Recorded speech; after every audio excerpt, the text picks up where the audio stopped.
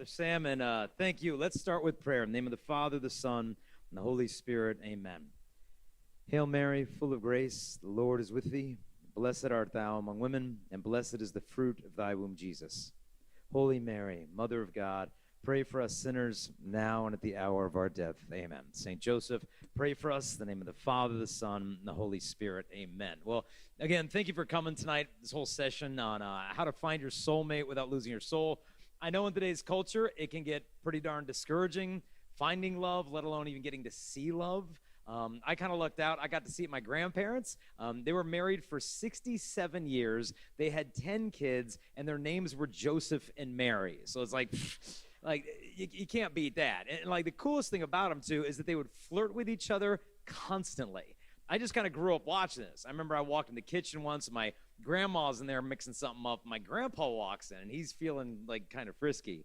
And, and he sees her, and he walks over to her, and he's like, whap, and he slaps her in the thigh. And he's like, hi.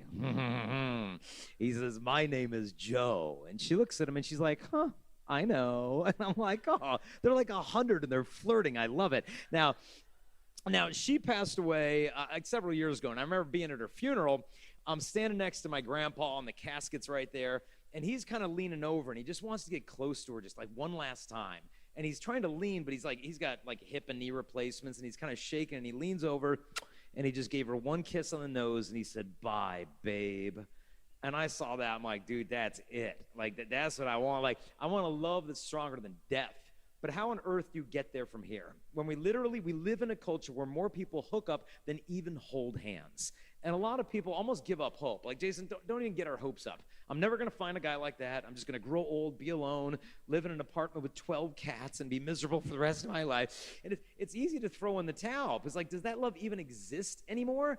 Because, like, it's such a different time nowadays. I remember I got a letter from a grandma a while back, and she wanted to tell me what it was like to date in the 1940s. And she said, way back in the 1940s, she said, I would go dancing every weekend with my college friends, and we would be taken on dates by Navy and Marine soldiers. She said, every weekend we were constantly and happily dating. She said, when I started dating 1940, in terms of engagements, she said, I received, 10 marriage proposals in the span of 5 years.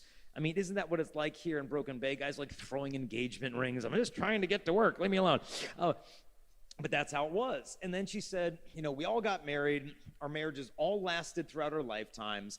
And then she said that her husband, Mike, was stricken with Alzheimer's disease. And then after years of taking care of it home, she said on February 13th, he passed away peacefully in my arms. And I'm like, look at this. This is a woman who has a date every single weekend to go dancing with a man in uniform. She basically gets a different marriage proposal every 6 months for half of a decade, has a 50-year marriage, and then her husband passes away in her arms on the eve of Valentine's Day. Like, you can't even make this stuff up, but how did we get here from there in less than a span of a century? But more than importantly, like, how do we get back to there? How do we build this civilization of love? And so tonight, what I want to look at is instead of focusing on everything you're not supposed to do, because like as young adults, Catholics, you've heard that enough probably. Many of you grew up in Catholic grade school, Catholic high school, Catholic youth group, and you got all the now shout nots. Like, don't do this, especially the guys. Don't do this, don't do that, don't do this either. Okay, all right. Then you get to college or single young adulthood. It's like, okay, I got this down. I can't sleep with my girlfriend. I can't live with my girlfriend. I can't cohabit with my girlfriend. I can't like look at porn with my girlfriend. I can't clone my girlfriend. I learned that in theology class. Like, great. Like, I know everything not to do with a woman. What am I supposed to do with one? It's like, oh, we don't teach that. Good luck in life. Bye, kid. It's not fair. So maybe tonight, instead of harping on everything we're not supposed to do with dating, why don't we just drop that and just for an hour, just focus, what are we supposed to do to find, build, and maintain relationships of lasting love? First thing I would say, if like you really want love, step number one, enjoy the season of singleness. And I know some of you are probably thinking, Jason, I have enjoyed that season quite long enough. Thank you very much. That's like telling someone in Antarctica, just enjoy winter, okay? It's like I've had enough. So why am I telling you to savor what you want to get over with? Well, it's partly because I think sometimes relationships just get a little too intense too fast. I've had women tell me and girls tell me, Jason, I can't break up with my boyfriend. Like he told me if I ever broke up with him, he would die without me. And it's like, look, if he can't live without you, he doesn't really need a girlfriend. He needs a therapist. That's like a hostage situation. That's not really dating, but it gets so intense. And especially the young women, they jump in quick, and things take off so fast. And they start texting, they start flirting, and they kiss. And then she's like emotionally married to him. And it's like, it's been 3 weeks. And she's like stalking him on social media, 2 o'clock in the morning. She's picking out her wedding dress on Pinterest. She only known the guy 4 weeks. Then reality hits. And she's like, I didn't know he flirts with other girls. I didn't know he drinks so much. I didn't know he looks at porn. I didn't know he builds a methamphetamine lab in his closet with his friends on Wednesdays. I didn't know that. And just, thus the point of just hold back, take your time. Because if you think about it, if you want a kite to go up in the air, you don't run with the kite. You hold back. And it's precisely the tension that allows it to reach the potential. And so I would say the same in romantic relationships. Begin with a focused season of just pure friendship. And by doing this, you get particular benefits. Women, you get benefits like this, of answering questions. Who is this guy? Really, who is this guy? How does he treat girls he's not attracted to? What do his ex-girlfriends think about him? What type of men does he choose as his companions? Does this guy share your morality, or does he just kind of respect and tolerate your morality? Get answers to these questions. And men need answers too. Why am I so attracted to her? Honestly, is it basically because of what she looks like? I mean, what if every girl in Australia looked exactly like she does? What is it about her that would have drawn me to her? Does she possess virtue? Does she bring out the best in me? Would be a good team? You get answers to these solid questions, because in the end, the purpose of dating is to find a spouse. It's like you're getting on a freeway, but the road only has 2 exits, breakup and marriage, and that's it. And if that's the reality, then what's the point of committing to anybody unless you can see that relationship potentially going the distance? But dating, in a sense, is kind of like a job interview. If I don't know the qualities I'm looking for in a candidate, I'm likely to make a poor hiring decision. And so we have to think, what is it we really want? Which means no missionary dating, which is dating someone hoping you can fix them and change them and rehabilitate them. And women, God love you, but you are notoriously guilty of doing this, where you meet a guy, and look, we all do this. I mean, Pope John Paul II said that before you meet someone, you have certain preconceived hopes and expectations of who that person might be. And if that person exhibits even the smallest degree of that thing we desire to find, we bestow upon them beyond all reasonable bounds the fullness of that attribute. Meaning, if I want to marry a girl that's generous and kind, and I take her on a date, and afterwards she gives her leftovers to some homeless guy outside, and I'm like, I'm dating Mother Teresa. It's no, she just couldn't eat any more lasagna. That's all that is. But we sometimes give them traits that they don't quite yet have, and then when red flags show up, we start this missionary dating thing. And it's almost kind of especially for the women, it's almost like one of those home makeover TV shows, you know what I'm talking about? Where someone falls in love with a property because they see the investment potential in it. But some women are dating a guy dude, if he was a house, he'd be some dilapidated, haunted crack house, and you're thinking, oh, but I'm gonna put a swimming pool in there, and we're gonna get brand new curtains. At this point, we're actually dating our own imagination rather than the person. We're dating who we thought they were, or who we hope they'll be, and we've become blind to actually who they are. And so don't look at what the person promises, but look at what they practice, especially during the courtship phase of a relationship. A person is typically on their very best behavior. And if their best behavior isn't frankly that impressive, it's a massive red flag. Because guys especially want to impress during that courtship phase.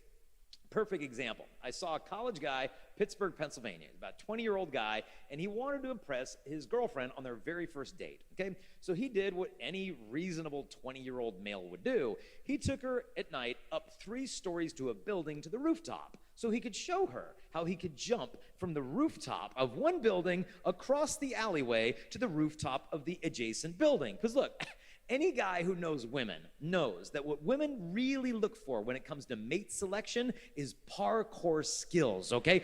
And so this guy just kind of harnessed the power of that information, and he took the jump, and he didn't make the jump.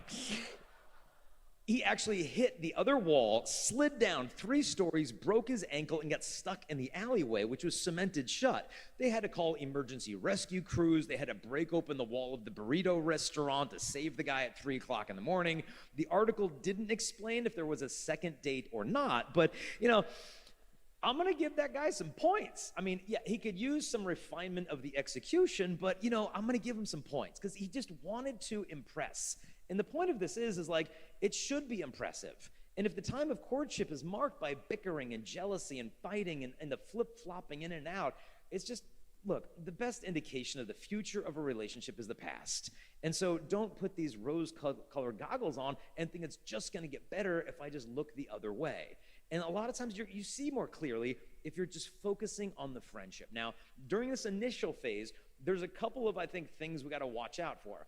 One thing is not only just rushing too fast physically, but too fast emotionally as well. And that's sometimes harder to do, to pace ourselves emotionally. I think a second thing to watch out for is don't go Lone Ranger, meaning it's just her and I against the whole world. That's immature. The mature thing is, hey, mom, dad, what do you think about her? You think we kind of make a good couple here? Father, what do you think about us? You're tapping into the wisdom of others. Because if you look at any president, prime minister, they surround themselves with a cabinet of advisors who give them advice on foreign diplomacy, economic affairs, military intelligence. And if they know how to listen well, they'll govern wisely. If they're full of hubris and they listen to no one, they drive the nation into ruin. Same thing in relationships. Do you have a sounding board of people who you love and respect that you're actually asking their input for? But we got to not go Lone Ranger. Third thing to watch out here in this first phase, and I know this is going to sound weird in a Catholic conference, but don't over-spiritualize the discernment process. And what I mean by that is a lot of times we will see something that we have in common in the faith and think that's what matters above absolutely everything. And as long as we have that, nothing else matters. And we kind of read into it a little bit too much. Like, oh, she has a brown scapular. I have a brown scapular. Like, most are brown, okay? And so... And the reason I share this is because, like, I've got a lot of friends from college who, like, had really devout relationships, and they got divorced, like, pretty fast. And for me, it was like a punch in the gut. It's like, well, I didn't see that coming. And I think what it was is they put all their eggs in one basket. Spiritual compatibility when they didn't know how to fight respectfully. They didn't agree on finances. They didn't agree on family planning or career, any of this stuff. They just had the spiritual piece. And it's not that it's unimportant, but we've got to approach it from more angles than just that. So this is the first and foundational. Let's just focus on the friendship when you can really see 20/20. Second thing I would say, if you really want to find love, the place to find it is not by always looking out there. Is she the one? Is that the one? Is she the one? Maybe that's the one. We do this everywhere. We're doing it in the workplace. We're doing it at the gym. I mean, we're doing it at church. Like, oh, she's cute. I can't wait for the sign of peace. I want to get to meet her. And look, God doesn't mind. He thinks it's funny, okay? It's fine, but at some point, we have to realize that finding love ultimately is not about finding some perfect person to complete you. It's about loving your future spouse enough right now to actually grow in the perfections so you can be the person they deserve for you to be. Because you could imagine if you had two people, one who wanted to find the perfect person, and the other person who's actually growing in virtue and perfection. And then these two met each other. At first, it would seem like a perfect fit. But as the years drew on, it would become increasingly painfully obvious that one had invested all of the time to grow in the virtues, while the other was simply looking for some host organism to attach to. And so instead of looking for that perfect person, take a big and sober assessment of your interior life. Is there junk going on in my life that I know full well if I drag this into any vocation, it would be toxic to that vocation?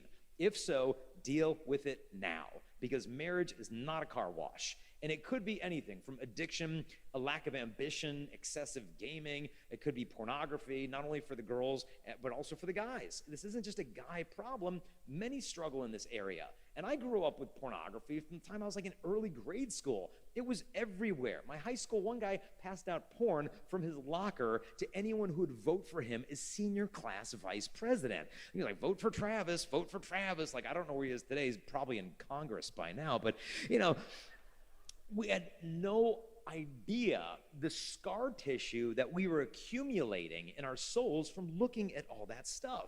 And where it ends up leading, I remember I was speaking at an all-girls Catholic high school in America. And before the talk, the teacher was telling me that she brought into her classroom of about 30 high school girls a group of college guys who were home on spring break so they could share with the girls how they practiced their faith in college. During the discussion, it came up that one of those guys looks at porn. And the teacher asked him in front of like 30 teenage girls, don't you think that that could present a problem in your marriage? And he's like, what? That I look at porn? He's like, why would that be a problem? Isn't that what a wife is for? No, that's not what a wife is for. Like, marriage is not the fulfillment of porn. Porn is the distortion of human love. And I think for a lot of guys, we realize, okay, look, I know it's bad, but like, how do I break free from this stuff? How do I find freedom? One thing is we need the right motivation to break free. Shame and guilt is not enough. Only love is the stronger desire than lust. And so a desire to love rightly. Well, what does that look like? St. John Paul II, in his book, Theology of the Body, in there, he uses this phrase, the peace of the interior gaze. It's one of the most beautiful phrases in all of the TOB. And what it means is that when Adam first saw Eve's naked body, because of the purity of his heart before the fall, he could look at her body as an invitation to love as God loves. He sees her as his respected and beloved companion, and his call to love is stamped into her body. Now, with original sin, we begin to see the body as an invitation to lust. But before the fall, she experienced all this peace of the interior gaze by the way that he looked at her. And John Paul II said, if like husbands can grow in this virtue of purity of heart, then they can bless their brides with all of the peace of the interior gaze. Because look, a woman is very perceptive in the way that a man views her, not just up close, but I would say probably from 100 yards away. A woman can perceive that she's being looked at as a collection of body parts. And if so, at first it might seem flattering to feel desired, but once she realizes it's not her that is desired, but the body, it creates this restless vulnerability or restlessness towards sexuality, a resentment towards men. But John Paul says, if I can grow in purity of heart, you actually can bless your wife with that gift, the peace of the interior gaze.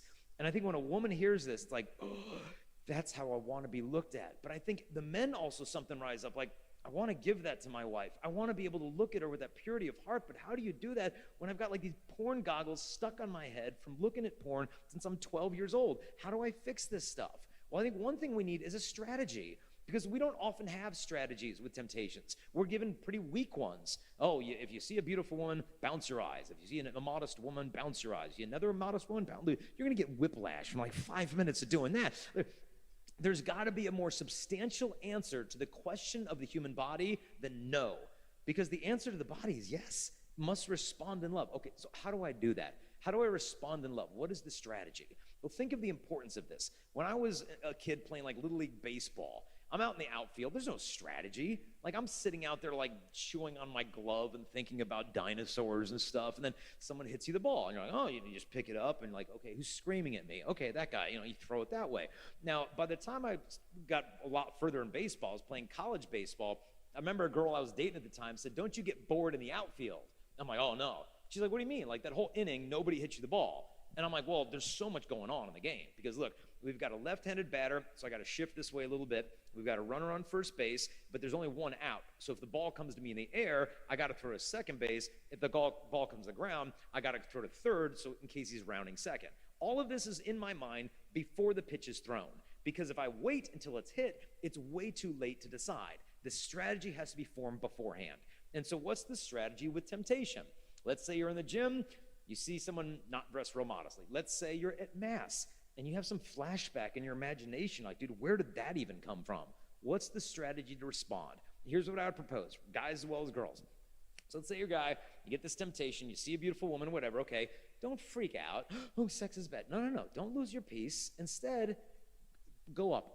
Gratitude. Thank you, God, for making her beautiful. And you can imagine, maybe make a little sign of the cross on your forehead. Nothing big, just a little one.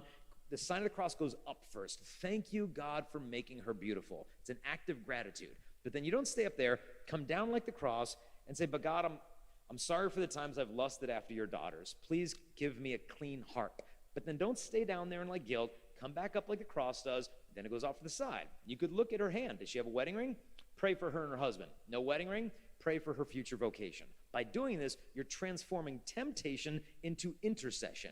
It's like a form of like spiritual Tai Chi. Like that's a martial art where you use your opponent's aggression against them.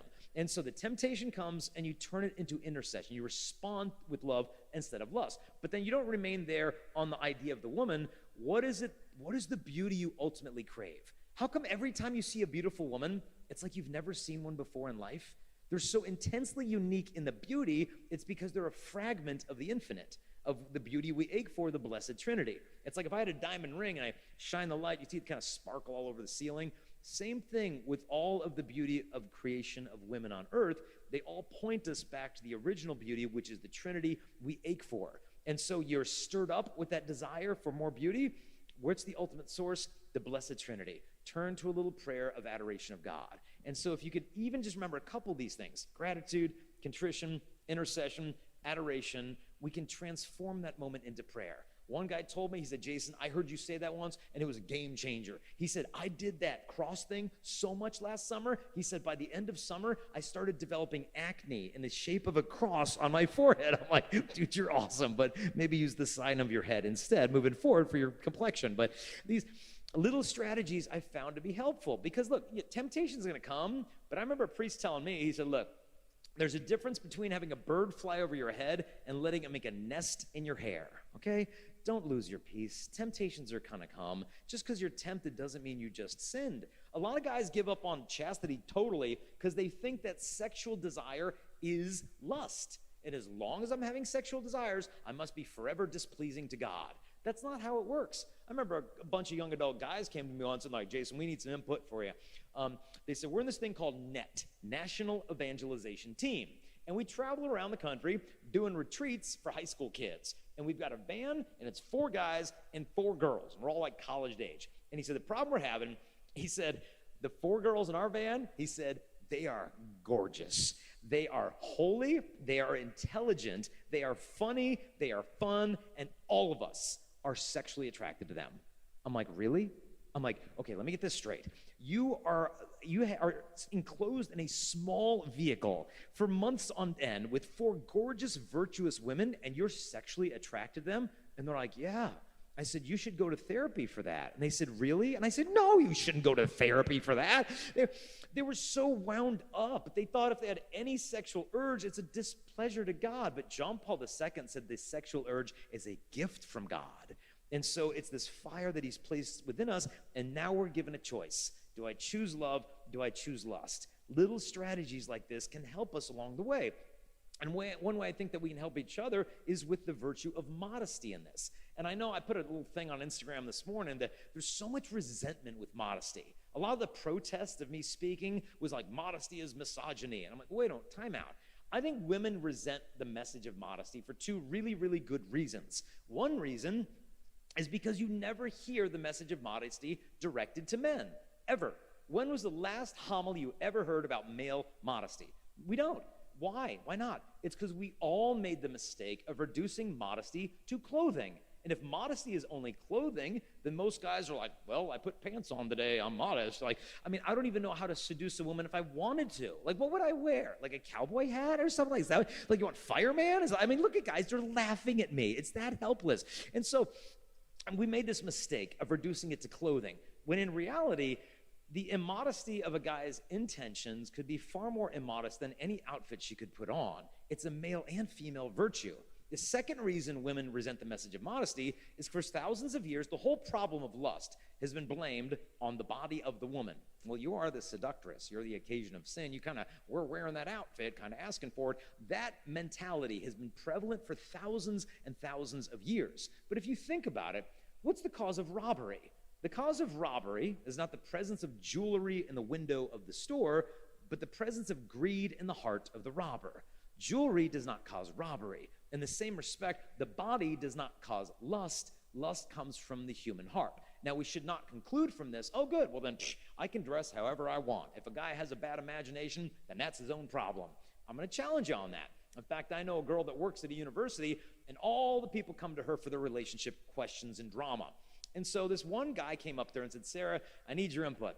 there's this girl on campus I really like, and she's got an awesome personality, and she's so much fun to be with, but man, the way she dresses, oh man, low cut, tight, this, that. And he said, look, I totally respect her, but he said, the problem is like no one else does. And honestly, I just wish she would just dress just a little bit more modestly so guys could see there's more about this girl than just her body. So Sarah said, well, why don't you talk to her about modesty? And the guy's like, no. And Sarah's like, I really think you should. And he's like, well, I think I shouldn't. And she said, well, you should. He said, I'd rather eat my arm off than talk to her about modesty, which is a curious expression, but he was clearly not interested.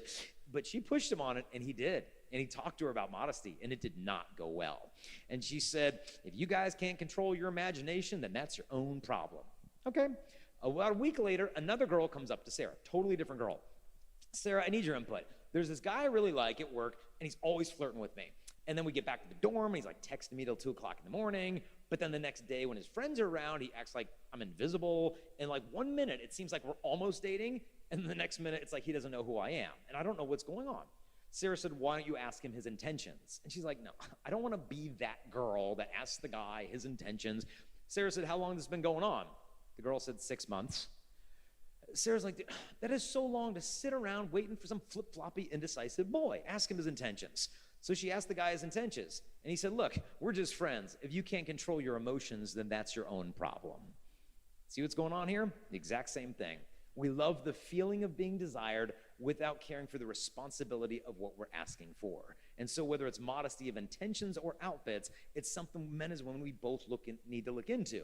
And so whether the issue is immodesty, porn, addiction, this or that, the point here in number 2, let's take a look in. Is there some stuff I really should probably work on, root out, or heal prior to my vocation? If so, deal with it now.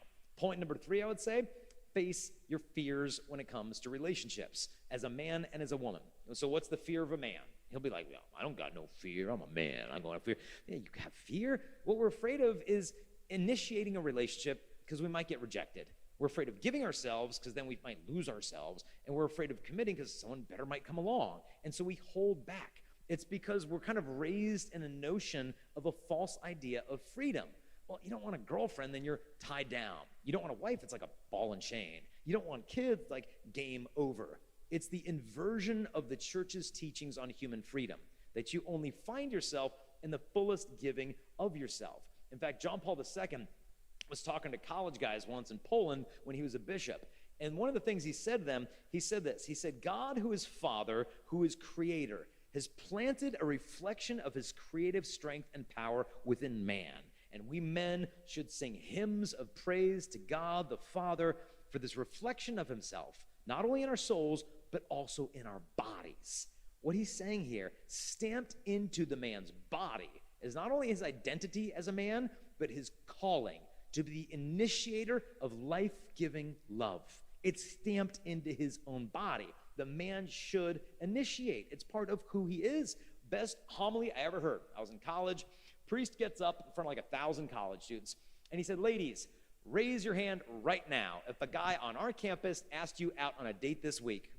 Barely any of the girls put their hands up. And that priest spent the rest of the homily drilling into the guys for failing to initiate relationships. You should have seen the girls. They were like, hallelujah, Father. Like, preach on. Can I have a witness? And like, they were in love with Father Ron after that homily. But we loved him more because he just called a spade a spade. I read one priest, he said this, don't be an indecisive wimp hoping for an apparition. Trust in God and pop the question. Because you know what? One of the most overlooked tools of discernment is action. Instead of sitting around, imagine you have a little seed in your hand. Is it an apple seed? Is it an orange seed? It could be an apple seed, but it looks like it.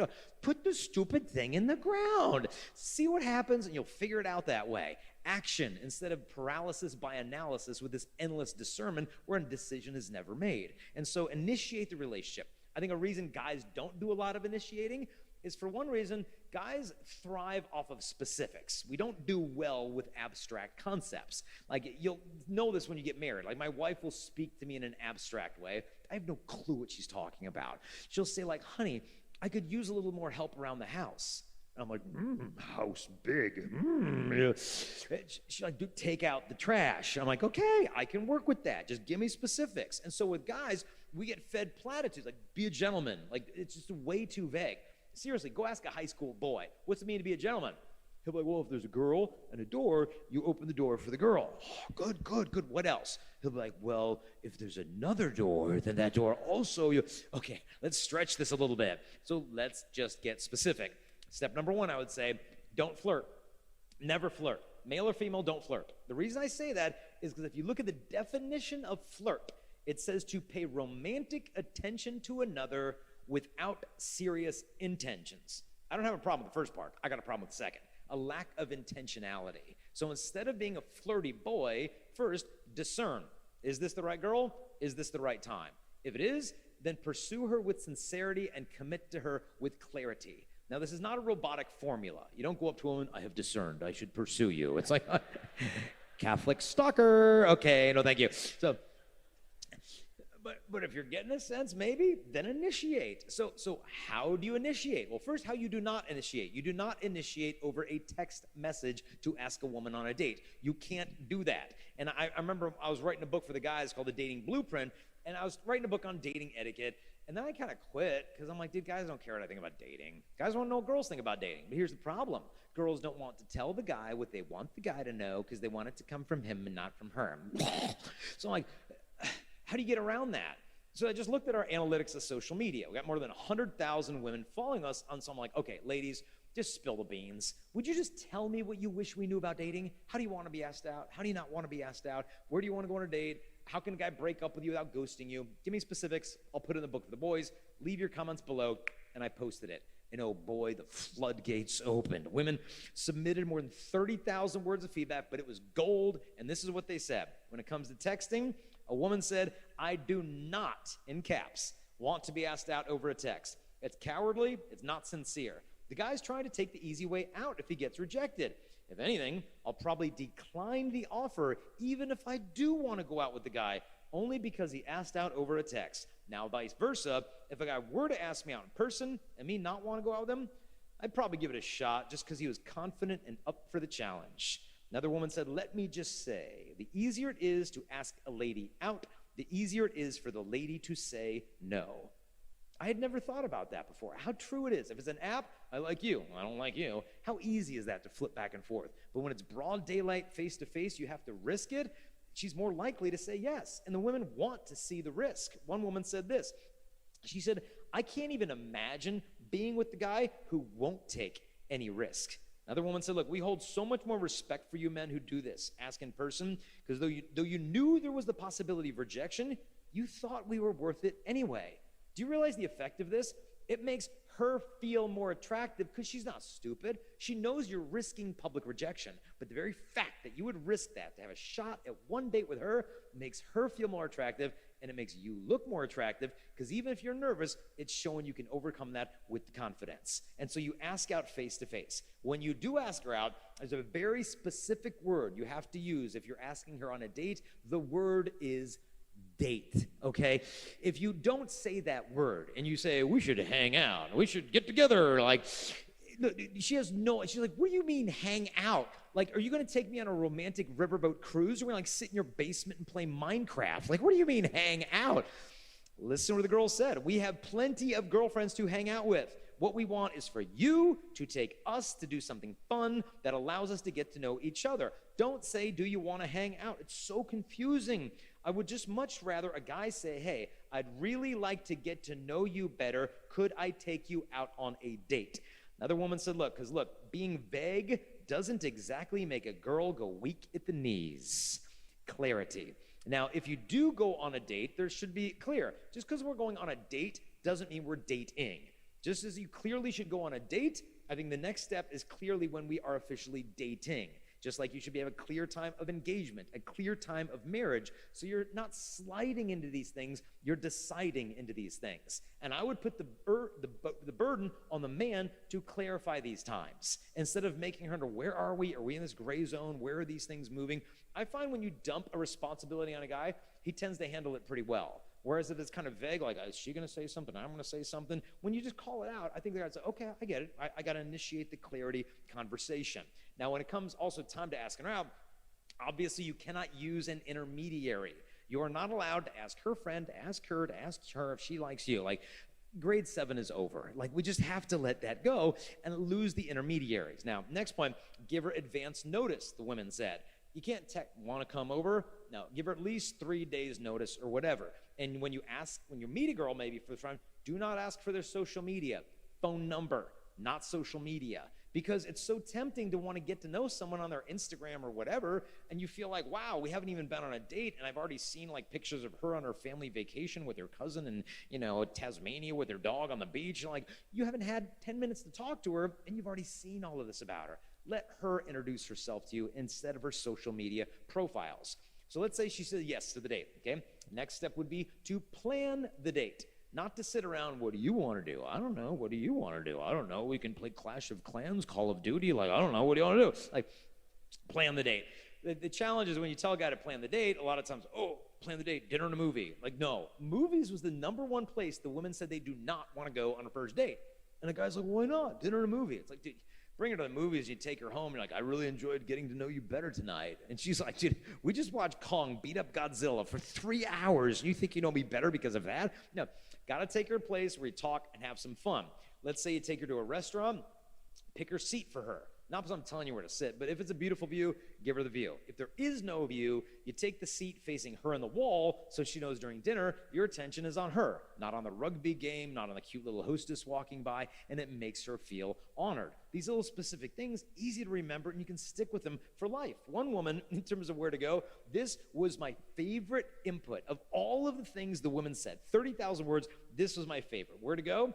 She said in caps, do not offer a Netflix and chill or take me to a sketchy warehouse or some weird lot and tell me about your felony record speaking from experience. I'm like, whoa. So look, guys, the story there is if you do have to tell her about your history of incarceration, don't take her to a sketchy warehouse. Take her to like a nice restaurant to explain like the teardrop tattoo or whatever. So nice restaurant, not a weird lot. Now, next thing the woman said, pace yourselves. She said, don't tell me that you want to marry me, that you feel called to marry me. Look, discernment is done with the person, not for or about them before you even date. Sure, say you want to see if we're called to marriage. Awesome, because I'm not dating you for fun. It's intentional, but it's not predestined. Now, in terms of on-the-date dating etiquette, to keep your eyes and your ears on her and your hands off of her. To never put her in a situation where she'd ever have to say no to you. A lot of guys raised in a mentality, well, as long as she's willing to do it, then it's okay. It's like, well, wait a minute, but it's not her job to be my chastity cop. It's my job to not put her in a situation where she'd have to say no to me. Because imagine if you were being physical with a girl, and it might seem like, wow, like she's going along with this, everything's good. In her brain, it could be like, well, wait a minute, this is taking off a little bit too fast, and it does feel nice to do these things and be wanted, but in the same respect, I'm kind of compromising our morals a little bit, and I just hope he'll slow down, because if I have to tell him to stop, it's going to get awkward. Like, all of this could be spinning in her mind while he's thinking, she's not saying no. But again, it's not his job to be her chastity cop. And so that dating etiquette thing. Now, if you do ask her on a date and she says no, how do you know it's really a no? You know if she says, no, I can't, but I would be free next Saturday, then that's the open door. If she says no without an alternative time or place, it's an indication the door is probably closed. But the way I would look at it is it's a win-win situation. Because if you ask a girl out, you either end up with a date or you end up with clarity, either of which is better than being uncertain and alone. And you've just narrowed down your search for the future spouse by 1. So it was like 4 billion, now it's like 3.9999999 whatever million. And so you're one step closer. Now, and so let's say you do go on a date, or you date for 6 months, and then you decide, okay, this isn't the right fit, and you got to break up. Important thing, no ghosting. Ghosting is a modern phenomenon where you guys are together for a while, and then one of you decides it's not the right fit, and then you kind of just don't want to have a hard conversation, so you just disappear. And then the woman's like, well, where did he go? Like, did I say the wrong thing? Did I do the wrong thing? Did I wear the wrong thing? Does he like another girl? Is he discerning? Was he deported? He really had a cute accent. Maybe that's where he went. Was he abducted by aliens? Like, where's the guy? Under the furniture? And for months, she's tormenting herself because there's no clarity here in the closure. But if I'm supposed to have clarity and confidence at the beginning of a relationship, I think she deserves that at the end of the relationship. Clarity and closure. If she's a big girl and she can handle it. Some of the women said this. Yeah, it hurts, but at least no more time will be wasted, and she can invest it in someone who's invested in her. There's nothing wrong with not liking someone because we all can't marry each other, but please don't just then pop back in when it's convenient for you and use me as your emotional fidget spinner whenever you're bored. In other words, if you're going to commit to her, fine, but if you're going to break up, at least commit to the breakup. And so all these things I'm saying to the guys, please understand women, and me telling the guys, go, initiate. I'm not saying that your job is to be passive. I think a lot of girls fall into that passivity. Oh, he'll come to me one day. He'll come to me one day. It's like, dude, Ingrid, you're 97 years old. Like, get out there, girl. And so on one extreme is passivity. On the other extreme is getting so frustrated with the lack of men that initiate that we become a little bit more aggressive. I remember one girl, university, she was nice, but she definitely had a little edge to her. And she said, well, Jason, what do you think about a girl being the one to make the first move and ask the guy out? I said, you don't want to. And she's like, oh, you're right, I don't want to. She was so ready to argue for something she didn't even want. But what she wanted was a relationship. And the guys weren't initiating, and so she realized the only way to make this thing happen is to take it into my own hands. And so if a guy's fear is initiating, committing, and giving, I think a girl's fear is, well, you're just not really worth the effort because you're just too much or you're just not enough. And in the fear of aloneness, she begins to compromise. Maybe I just need to loosen up a little bit and just drink a little bit more, or go clubbing with my old friends and just see what happens. And then you start kind of settling a little bit. Oh, yeah, I know I did that with a guy, but it's not like we went all the way. It's not like it's happening every weekend. And you start justifying things. But you ever notice, if you're ever doing something good, you never justify it, ever. It's not like you're feeding the homeless and you're like, well, at least I'm not robbing a bank today. I mean, it's not that bad. It's like, no, your conscience is at rest. And so when we justify, something is off. And then we start resigning ourselves. Oh, well, I'm not some 13-year-old girl expecting a knight in shining armor. I mean, today's men are just different. And you start settling. I remember one woman wrote to me about what it felt like after these hookups she was having. And she said, I feel like the gross stuff in the road after the snow is melted and cars have been driving on it for a while.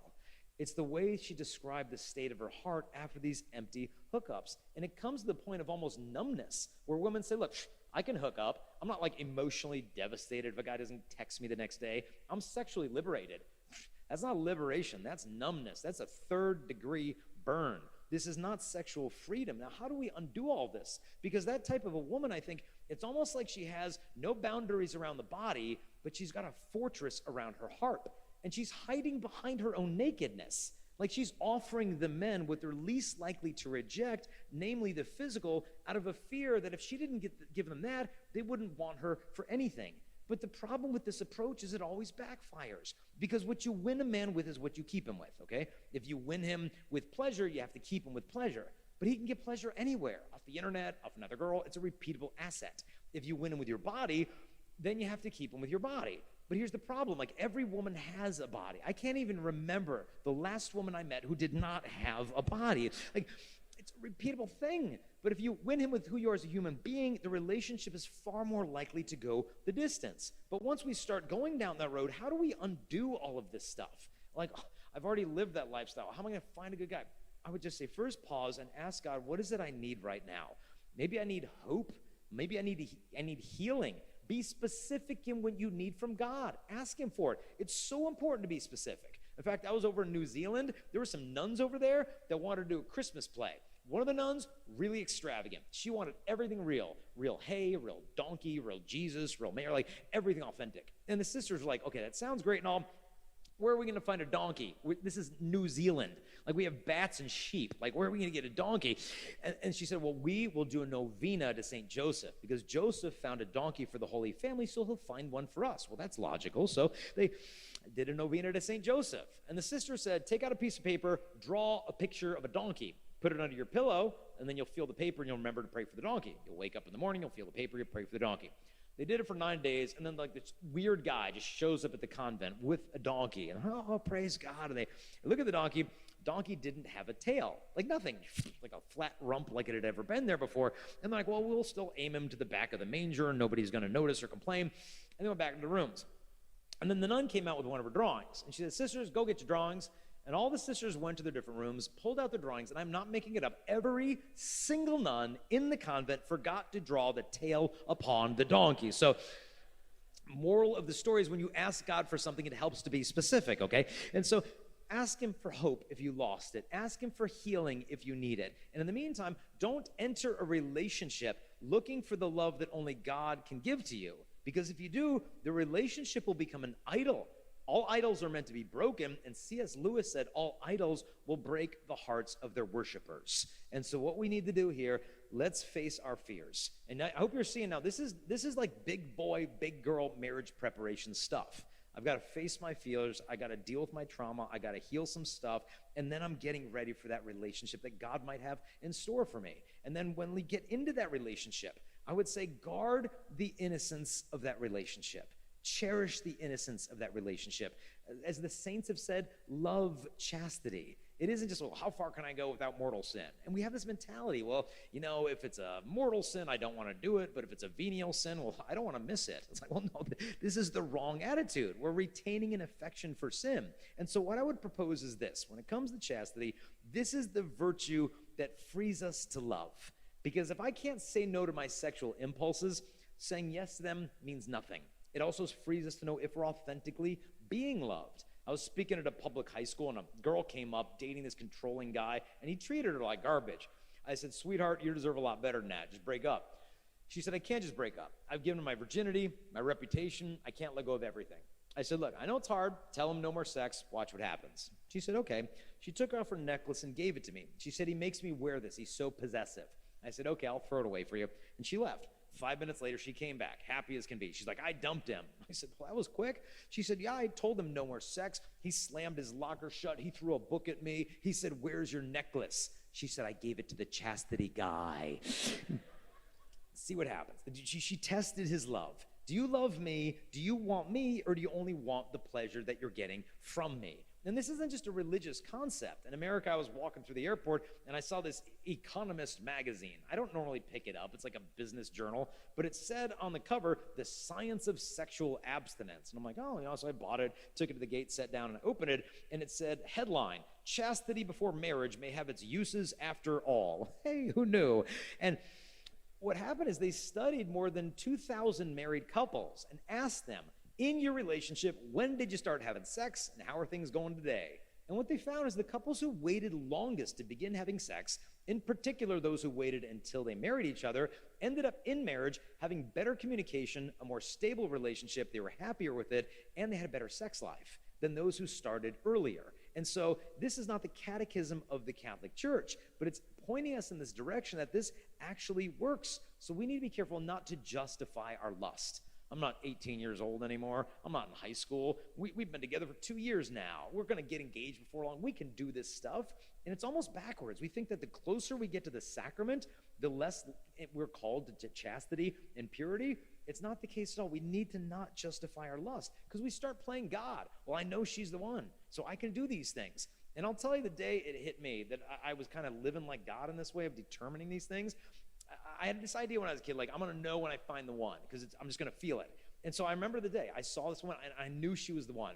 I got to know her pretty well, and I knew, like, I'd never felt this way about a girl before. I could totally see myself marrying her one day, and it didn't end up working out because she ended up going to a different third grade than I did. And then, like, I never saw her after that summer, and, like, I worked through it, and then I got to high school.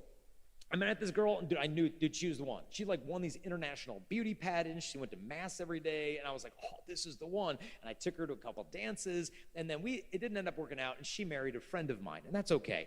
And then I got to college, and I met this woman I knew, I've never felt this way about a girl before. We dated for 6 months, and it didn't end up working out, but we stayed friends, and she married a friend of mine. And then I met another girl, and we dated for 2 years. We tried on wedding rings together. Our parents loved each other. I ended up breaking up with her, but we stayed good friends, and then she married a friend of mine. And then I got to my graduate studies, and at last I knew this was the one. We dated for 2 years. It didn't end up working out, but we stayed good friends, and she married a friend of mine. And then when I was 24, I met my wife, Kristalina. And by then, all my friends had married my ex-girlfriend, so she had no option but to stay with me, and we got married. But the moral of the story is, like, you couldn't have convinced me with any of these girls I wasn't with the one, because I thought you could forecast the future of a relationship by the intensity of the current emotions. And the day it kind of hit me in the gut what I was doing is I went to one of their weddings. And I remember standing in the back of the church, and they said, "We all want you to meet for the first time, Mr. and Mrs." Everybody's clapping, I'm clapping. And here they come walking down the aisle. And then it hit me, I was like, whoa, I've done this with that guy's wife. Like, I've done that with that guy's wife. I know we didn't have sex, but we did other stuff because we knew we were meant to be. And it really made me take a different look at relationships, that I should not take out of marriage the forms of affection that are proper to marriage, which is any form of deliberate sexual arousal belongs in that sacrament. Will this be a sacrifice? Yes. But as a guy, like, we always want to look like a knight, but we don't want to bleed like one. But I think here it's in chastity, Christ invites us to come and die. And as counterintuitive as it sounds, I have discovered the best preparation for sexual intimacy in marriage is abstinence prior to marriage. Even if you made mistakes in the past, from here on out, abstinence until marriage. Okay, why would that benefit sexual intimacy within marriage? Well, think of a single guy in high school. He wants to sleep with his girlfriend, but he knows that if they're doing that, he's not doing what's best for her. It might feel good to him, but she could get pregnant, the parents could find out, it could be a big mess. So he decides, instead of doing what feels good to me, I want to do what's best for her, so my abstinence tonight is going to be a greater expression of love than making love to her. You can see his abstinence is an expression of love. It's supposed to be learned when you're in as a single year. Then when you get into marriage, abstinence, I promise you, is going to be a part of your marriages. And some of you for heroic seasons of abstinence sometimes. A friend of mine, his wife, when she was a little girl, had suffered sexual abuse. And she never went to counseling, and she kind of just toughed it out. And then they got married, and things went great for a long time. And then years into marriage, memories started coming back. Marriage was doing what it does, purifies. And those wounds were coming up to the surface like oil in water. And she started having these flashbacks. And she told her husband, "Honey, what was going on? And I can't be close to you in that way right now. It's just like just bringing back a lot of bad stuff. And it's not your fault, honey." And the husband, good man, totally understood. "I totally get it, honey. I can show love to you in other ways. We don't need that right now." And a week of abstinence went by in marriage. Okay, that happens. And a month of abstinence went by in marriage. Okay, that happens. And then it was 2 months, 3, 4, 5, 6 months of abstinence in marriage. And this young husband was really wrestling with this. He's like, God, like, Jesus, I didn't sign up for this. And Jesus is like, "Oh, actually you did. It's right here. Good times, bad, sickness, pretty much all right there." But he was wrestling because, like, he just didn't feel like a man, because he had a distorted notion of manhood that if you're a real man, a woman will be sexually responsive to you. And the very fact that his bride was frigid to him in the bedroom just made him feel like less of a man. But he stayed on that cross of abstinence. And through his affliction, she was healed. And through her affliction, he was healed. But could you imagine if instead of responding with heroic patience, he responded by being pouty and petulant and whiny and distant and unfaithful and angry because he couldn't get his needs met? His woundedness would have only infected hers. But because he understood that abstinence can be an expression of love, staying on that cross is precisely what saved their marriage, and they ended up coming together, and they're closer than they have ever been in that marriage. And so that ability to train yourself in faithfulness. And so as we get closer to that sacrament, also not to live together before they get married. People think, "Well, we got to see if we're compatible with each other." Dude, trust me, if you're a guy and she's a girl, you are not compatible. You're going to figure that out quite quickly in marriage. I mean, the word compatible comes from Latin, compati, which means to suffer with, okay? Lasting marriages aren't because you fit perfectly. It's because you fight for marriage when things get tough. And then now we get married. Now we're in marriage. What does chastity look like inside of marriage? Obviously fidelity, obviously staying away from pornography, things like that. But it also involves how you plan your family, meaning no contraception in your marriage. And some people are like, "Okay, like, you had me up to here," but like, "Oh, dude, what are we supposed to do? Calendar rhythm method? Like, that's great. What did they have, a failure rate of 30%? It did. I think that's great. My parents tried it. It didn't work, and I'm right here today. So that's a good deal for me. But if I want to plan my family, we listen to the church and we use natural family planning. Now, this is 99% effective according to the British Medical Journal and has 0 side effects. It's the fertility awareness method, where you basically learn the woman's fertility together. And what you discover is that my wife, she doesn't need pills. She doesn't need implants. She doesn't need barriers. You know what my wife's body needs? To be understood. Because if we can understand her fertility, then instead of suppressing with chemicals to conform to our desires, we conform our desires to the perfect way her body has already been created. It's authentic sexual liberation. And then we don't have to worry about the side effects of the pill. There's over 150 physiological changes that happen in a woman's body. Her contact lenses become less comfortable when she's on the pill because it steepens her cornea and dehydrates the surface of her eye. I read one journal of ophthalmology. It said that women on the pill will actually blink 32% more often than women not on the pill. I mentioned that at a high school assembly once, and some girls were like, look, she's on the pill. The girls are like, no, I'm not. Stop judging me. Look. So don't be judging people by their blink rates, but we don't even have to worry about that stuff. And the beauty is, like with NFP, it doesn't eliminate divorce, but couples who use it do have a divorce rate in the ballpark of about 4%. Like, the church is onto something here. And some people say, oh, well, what about just a condom? I mean, what's so wrong with that? It's not like your chemicals and all that other stuff. Like, what could be wrong with that? Look, you all know from second or seventh grade biology, one sperm gets a girl pregnant.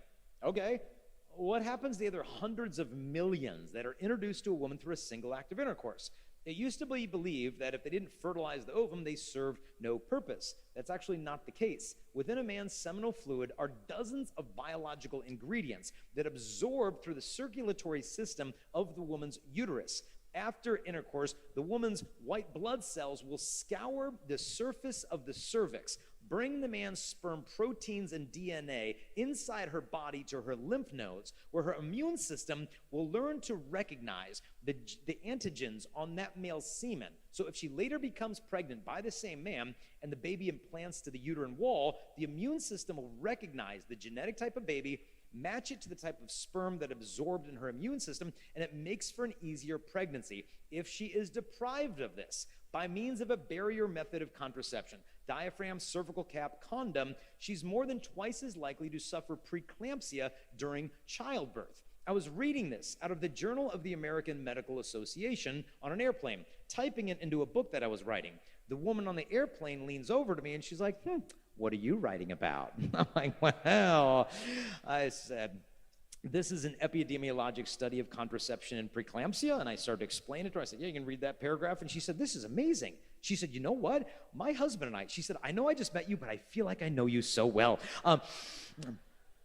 She said, my husband and I have used the condom between all of our 3 pregnancies, and she said, every pregnancy I had preeclampsia. How come they didn't teach us this in marriage preparation class? And if you want to look it up, you can see the journal article. It was published on, this whole thing on conception is published on December 8th, the Feast of the Immaculate Conception. So I always appreciate when they time that according to our liturgical calendar. But nonetheless, NFP does demand some sacrifice. It does, because if you discern together, now's not the right time for another kid, you have to practice a little bit more abstinence. Studies are clear. NFP couples have intercourse as often as those who don't. They just time it differently, but it does involve sacrifice. A friend of mine, he and his wife couldn't have kids.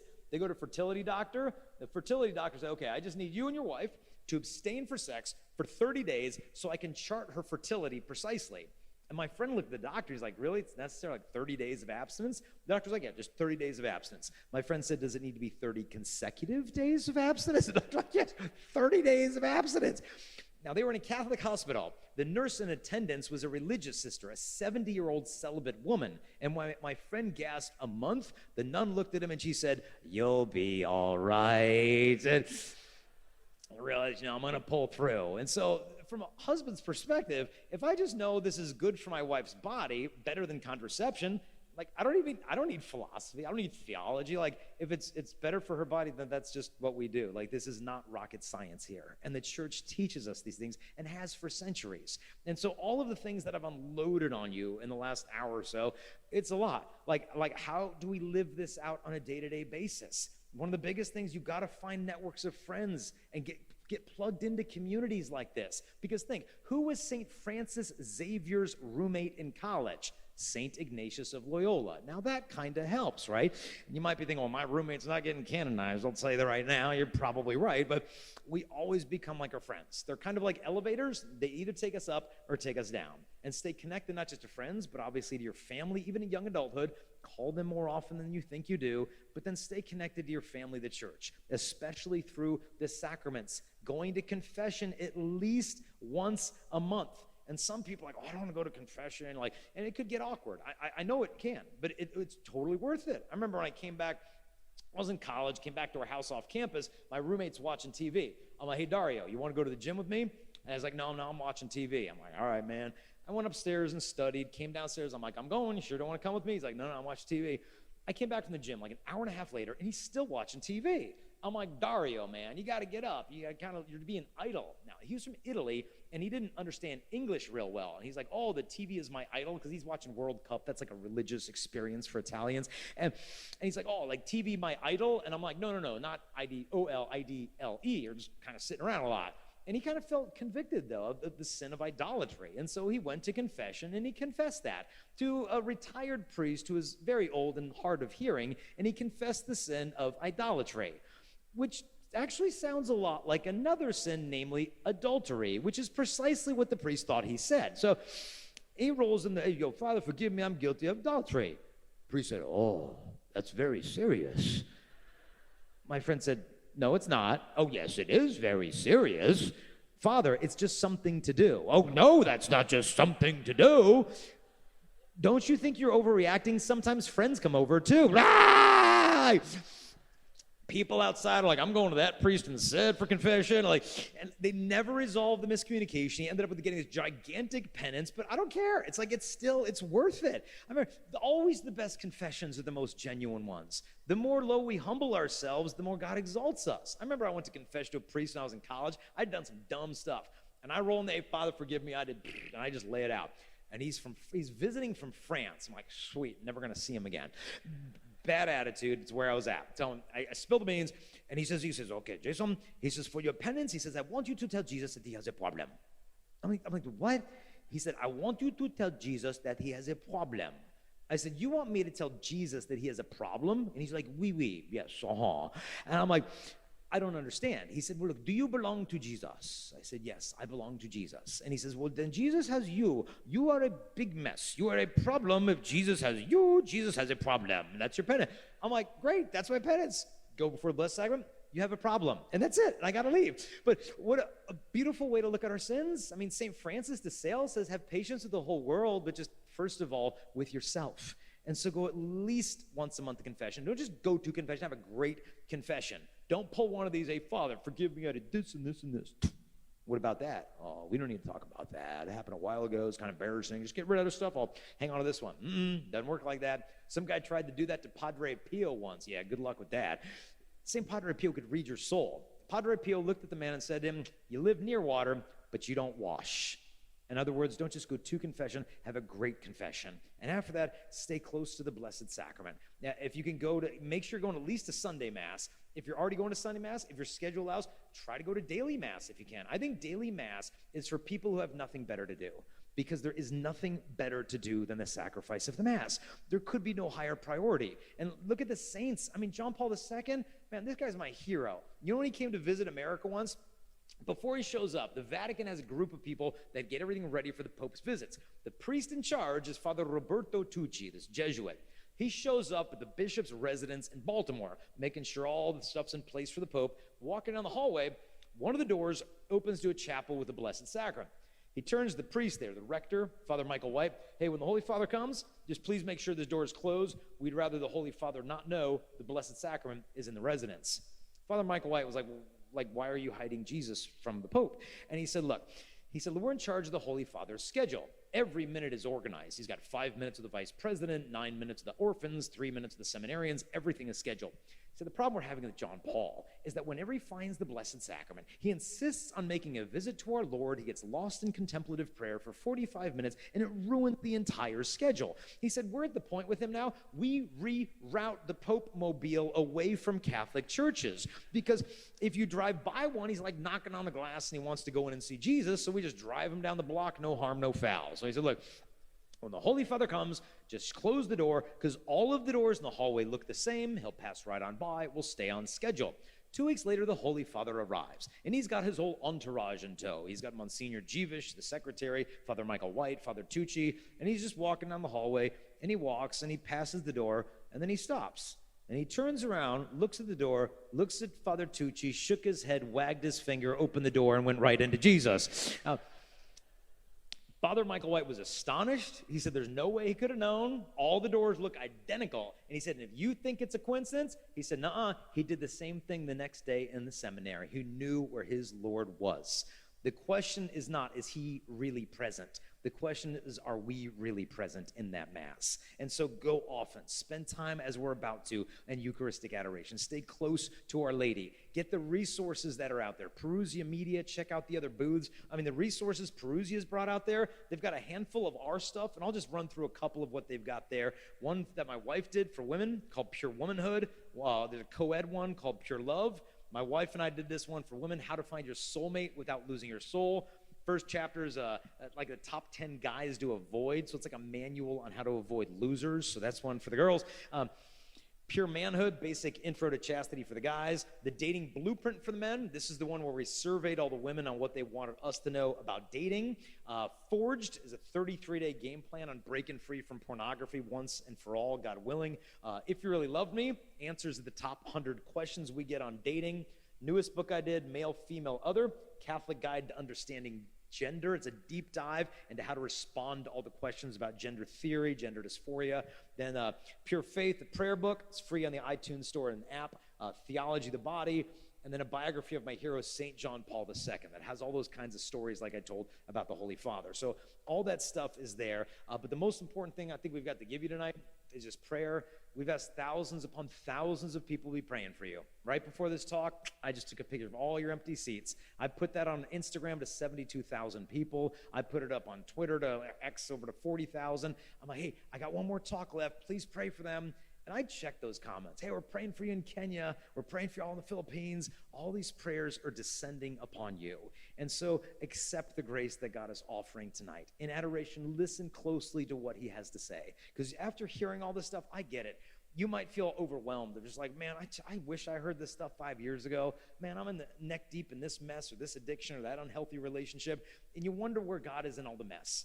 Well, a friend of mine, always reading good books about saints. And I bumped into him. Hey, you reading any good saint books? He's like, yeah, I'm reading about saints and addictions. I'm like, oh, that's kind of cool. Saints who help people with addictions. He's like, no. I'm reading about the addicted saints. I'm like, what are you talking about? He said, read this guy. I picked up the guy. His name's Saint Mark Ji Cheng Zhang from China. This guy's a husband, father, and a doctor. And he got sick with a stomach ailment, so he treated himself with a drug at the time, opium, which resolved the illness, but a drug addiction remained in its place. And so he went to confession. Father, forgive me, I've become addicted to this drug. Priest gave him absolution, some advice, and he fell back to the addiction. And then he went back to confession. Addiction, confession, addiction, confession. Sound familiar? And it came to the point where the priest kind of felt helpless. He said, look, because you keep going back to that, it tells me you're not really sorry. And because you're not letting go of it, I would just ask you, no longer receive Holy Communion and no longer come back to confession until you've overcome that vice, which is obviously really bad pastoral advice to give, but the priest didn't know how to deal with addiction, and Mark obeyed him. And a year went by, and he received no sacraments. He still went to Mass with his family, but he couldn't receive because he wasn't perfect, couldn't go to confession because he wasn't a saint yet, and 2 years went by, 5, 10, 15, 20, 30 years went by, no sacraments. Still a faithful husband and a good doctor, secretly struggling with this vice. And it just came to the point that he prayed to God to make him a martyr. In the year 1900, God answered his prayer. The Boxer Rebellion swept into China. Christians, Catholics were rounded up and executed. He and 9 members of his family were dragged off to their place of torture and death. And his grandson was with him. Like, Grandpa, where are we going? And Mark said, we are going home. And they brought them to the place of execution. One by one, started cutting off the heads of all of the family members. And Mark begged the torturers to kill him last, so that no one in the family would have to die without him by their side, encouraging them to be faithful to the very, very end. And one by one, they beheaded everybody in his family until he alone was last. And they took off his head as he was singing the litany of the Blessed Virgin Mary. And today, he is a canonized saint who died addicted to opium, which is proof the saint is not the one who does not have a mess in their life. The saint is the one who gives their mess utterly to Jesus Christ. So whether your mess is your current state, your past, your future, let's give our mess completely to Jesus Christ. And as St. John Paul II said, every person who seeks the kingdom of God will find himself. God bless you. Thank you for coming tonight. Thank you. Thank you. I want to invite Kelly to come on up here, and I've probably gone over slightly my 50-minute limit, but we're going to do a question-and-answer session for a while to kind of dive into questions you guys might have on dating, relationships, or anything. Everything's open season, so we're just going to run on through and see how many we can do. Thank you so much, Jason. How about another round of applause for Jason? Thank you. There's a lot to take in there. There was a lot of laughs, and I think a lot of people were moved as well. So hopefully you're allowing that encounter to happen with you today. I will mention it now, and Father Sam will mention a little later. We do have the Sacrament of Confession today. So if anyone would like to go to reconciliation, we do have many of our clergy here from the beautiful Diocese of Broken Bay up on the mezzanine level, and maybe one is still outside in the cold as well. So please avail yourself of that if you feel the need to do so this evening. But we do have some questions coming in, and you'll notice on the screens there is a QR code, so you can send your questions in if you click on the QR code. And we have a little bit of time to go through it. We can't go through all the questions, but we definitely will try our best. All right, so Jason, while the questions are rolling in, I thought we might talk a little bit about, it's been an interesting trip for you to Australia this time. Slightly, yeah. Just a little bit interesting. But you've certainly had a lot of moments of grace as well. From those moments of grace and the people that you have encountered on this tour, what do you think the young people of Australia need most right now? The truth. Steve Jobs once said, people don't know what they want until you show it to them. And I think nowhere is that more true than when it comes to chastity. One high school girl messaged me on Instagram after the talk yesterday, and she said, to be honest, coming into your talk, I was really scared because everything I heard was this is so negative, hateful, homophobic, transphobic, misogynistic, this, that. And she said, I don't know where it was in your talk when I started to feel sick and angry, and I wanted to cry because I realized how wrong all of that was about you, and how many girls didn't get to hear this talk because it was such a mischaracterization of who you are. And then she said how helpful it was for her, and then she's like, you're a legend, and she put a little heart emoji and all that stuff. But like, this is a girl going in there like trembling, like this is going to be traumatizing to listen to, and it's like, wait a minute, this is good news because it's the gospel. And so I think what the young people need are leaders who are courageous, that will stand up to people who are trying to bully us and saying, no, what, you're teaching Catholicism in a Catholic school? How dare you? You can't do that. It's like, dude, I wouldn't send my kid to the mosque and then start a petition like, what? You're teaching from the Quran? Like, how could you dare do that?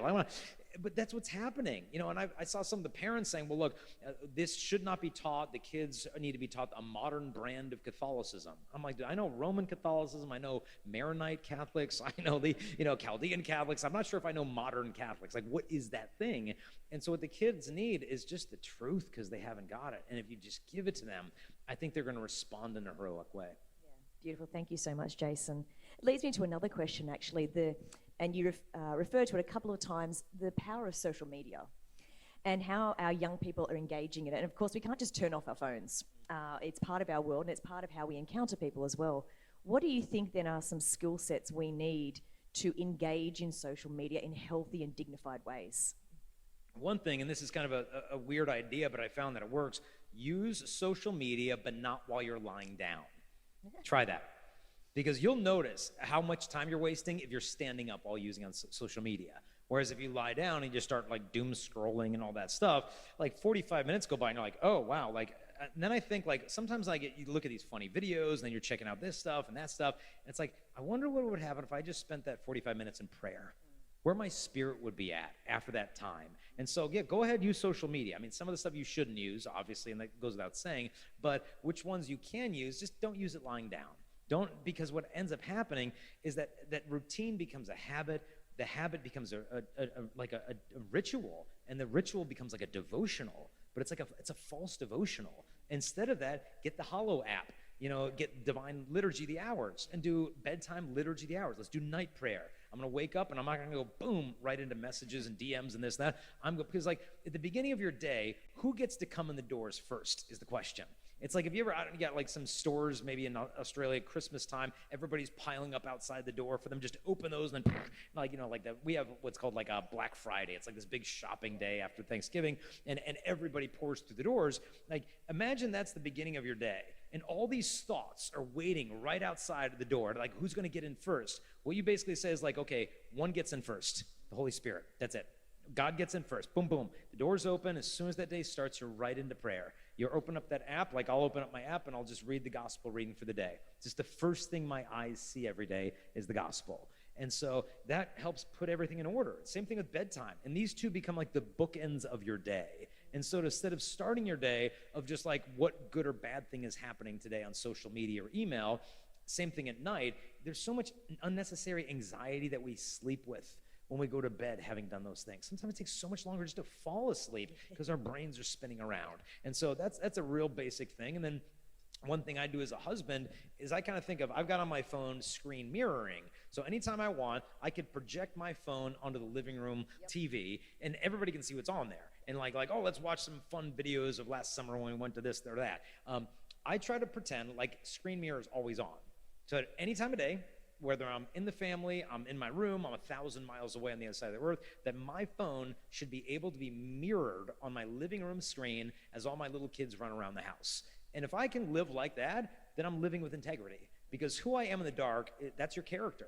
And so if I have these little cues of like, okay, there should be no time where a kid walks up and they have to like change the other screen. I shouldn't have to do that. And so if I can just live in that integrity, then I'm in a position to talk to kids about screen safety because I'm practicing it myself. And obviously, it's a daily battle. But these little tips and tricks, like don't use it lying down, pretend the screen mirror is always on, and start your day with the gospel. These little tips allow us to use something so good. Like social media can be great.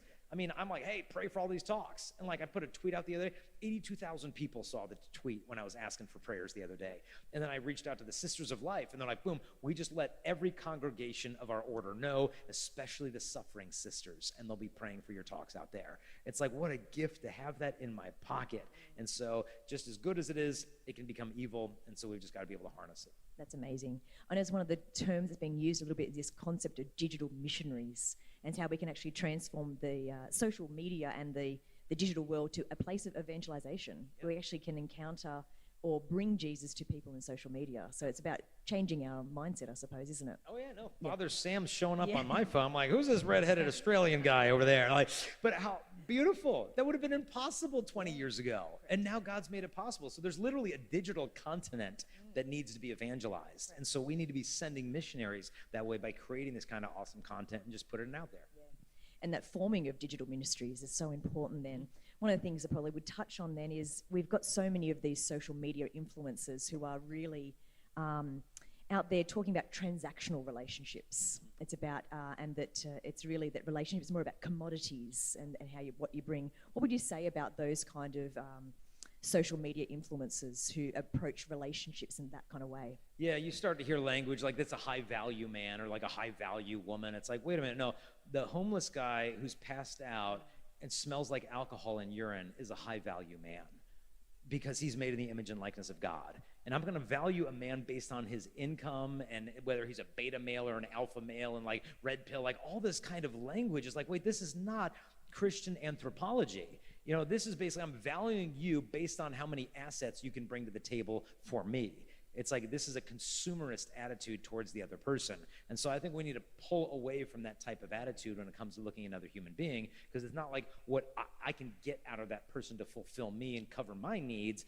I need to make a complete gift of myself to the other person. Because a lot of these high value men, like you'll see some of these guys, they're rich, they're ambitious, they're this, they're that. And I've seen some of these lists of high value man. I'm like, wow, he could be a high value man and totally addicted to porn, self-absorbed, selfish, narcissistic, unfaithful. You could pile all those things into there, and he's still a high-value man. It's like, what is it that you're valuing?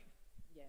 I may name out a family here that told me a story recently about what would you do if you had two men in front of you, and one of them was a really good man, but you didn't really love him, but the other one was really ticked all your boxes and really loved you a lot and valued you and had dignity for you, but every day he actually couldn't look after himself and he defecated in the bed. They're laughing because they know that they hear. They've told me this story. And they said to me, who would you choose? And I said, well, I'd choose the one who loved me. Yeah. And of course, I'd be cleaning up a bed every day. And I think sometimes our young people don't understand that the sacrifice of love. Any comments on that? Yeah, no, I mean, you're eventually going to be in diapers. It's just a matter of time, you know? So it's like, yeah, like who's going to be in this for the long haul with me?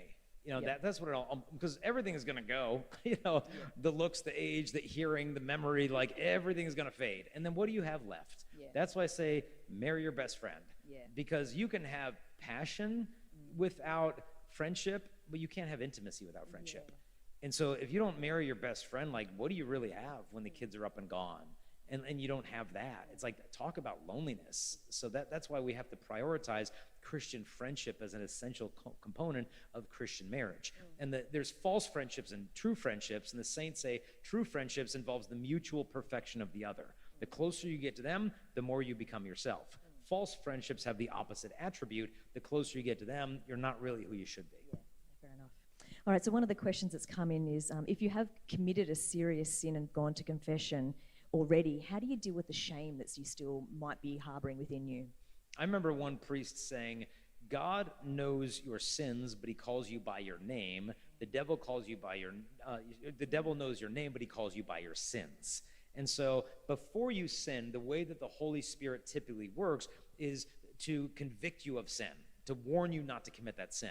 While the devil, before a sin, tends to be the comforter, meaning it's not that big of a deal, it's happened before, it's not like you're going all the way, you deserve this, man, you've been such a good person, you have a little outlet. He's the comforter, he's the soother. Then as soon as the sin is committed, the roles are reversed, where the devil then becomes the accuser. You think God can love you after you do that? You think God could use you in the church after you do that? You think God could ever forgive you? And he becomes the accuser, which is Satan, the accuser. That's what he's doing.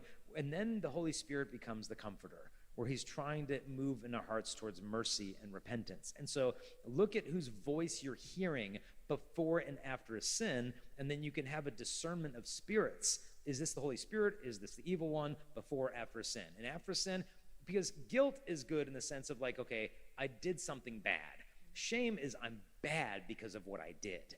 God doesn't want to live in that, us to live in that, where we're identifying ourselves by our brokenness, because we all have it, but once we start identifying ourselves with it, we fall into this cycle of shame and isolation, and that's not of God. So really try to discern the spirits after a fall. Is this of God that I'm having all this heavy, heavy shame, or is this of the evil one? Because I've spoken to really good spiritual directors, and they've said that one of the most important things after a fall, don't lose your peace. Because if the devil can get you to do anything, he wants you to be discouraged. He wants you to lose your peace. Then he can get in and just wreak havoc into your interior life. And so don't surrender your peace. Yeah, I fell.